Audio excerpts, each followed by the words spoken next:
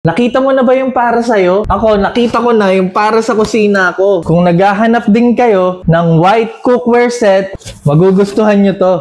7 pieces ceramic rack cookware set ng Red Chef. Alam nyo ba na ang ceramic ay merong super non-stick property? Kaya naman pwede kang magluto ng itlog dito kahit walang mantika. Isa pang kagandahan sa ceramic, ito ay non-metallic, non-toxic, kaya naman safe gamitin. Alam ko kinakatakot nyo, baka madaling mangitim. Hindi ito tulad ng mga Teflon coated na hanggang 250 degrees Celsius lang ay nagbabakbak na. Itong ceramic hanggang 450 degrees Celsius, kaya naman talagang high heat resistant at siguradong durable. At dahil ito ay non-stick, madaling linisin. Kahit punasan mo lang ng tissue, makikita mong wala talagang nakadikit.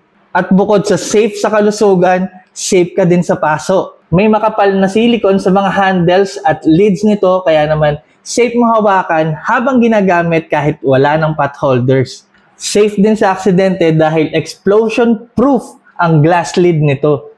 Halos nandito na lahat ng kailangan mo.